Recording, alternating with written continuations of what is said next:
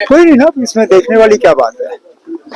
हमें तो मालूम था कि कहीं ना कहीं ये होगा। मुझे तो अफसोस बारामूला पार्लिमानी हल्के के लोगों के लिए है, क्योंकि ये बेल उन्हें उनकी खिदमत के लिए नहीं मिला है।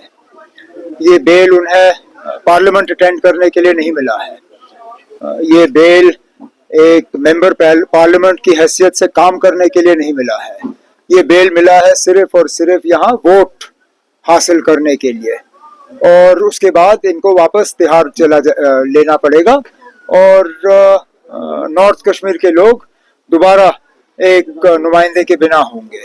अब वोटर इसको किस तरह से लेगा और इस फैसले का उन पे क्या असर होगा हम देखेंगे। अभी ये मैं सोच समझ के और मतलब एहतियात से इस मामले में कदम रख रहा था, लेकिन अच्छी बात है कि जो बात बहुत लोग सोच रहे थे वो महबूबा मुफ्ती साहिबा ने खुल के की। उन्होंने तो सीधा सीधा कहा है कि इंजीनियर रशीद साहब बीजेपी के कहने पे काम कर रहे हैं, और सवाल उठाया कि ये जो सारा पैसा खर्च हो रहा है उनके उम्मीदवारों पे, ये पैसा आ कहां से रहा है। अब देखें, अगर इसका जवाब एआईपी से आ जाता है, हम तो इन लोगों का मुकाबला करते रहेंगे। और हमारी वोटरों से एक ही गुजारिश है कि इस इलेक्शन में अपने वोटों को वो तकसीम ना होने दें, क्योंकि बीजेपी की लगातार साजिश है। और जैसे वजीर दाखिला ने अपने प्रेस कॉन्फ्रेंस में कहा, वो एआईपी, पीसी, इन बाकी पार्टियों के साथ कल हुकूमत बनाने के लिए तैयार होंगे। तो लोगों को अगर बीजेपी की हुकूमत बनानी है तो इन तंजीमों की मदद करें। वो सुनिए, वो बेवकूफ है बानिहाल वाला, उसको अपनी जबान पे कंट्रोल नहीं है, लेकिन उसकी अपनी पार्टी ने उसके बयान को जो है उसके खिलाफ एक बयान जारी किया है।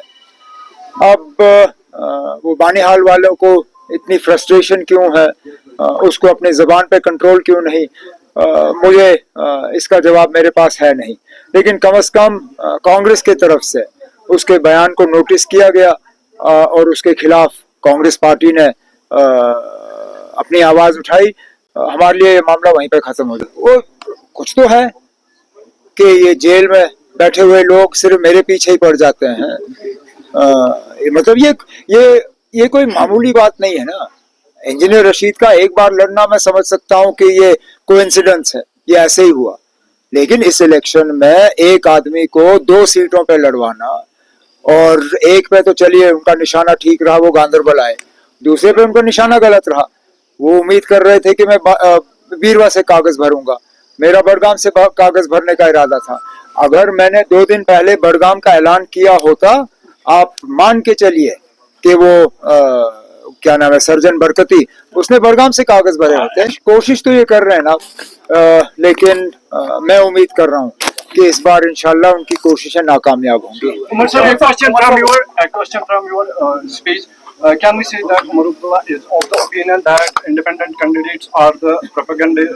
मैंने ये पहले ही कहा है ना, ये आपको आज कोई नई बात मैं नहीं कह रहा हूँ। मैंने तो साफ तौर अपनी तकरीरों में कहा है कि इंडिपेंडेंट को वोट देना बीजेपी को वोट देने के बराबर है। अगर आप बीजेपी को बाहर रखना चाहते हो तो नेशनल कॉन्फ्रेंस और नेशनल कॉन्फ्रेंस के अलायंस को वोट दे दीजिए।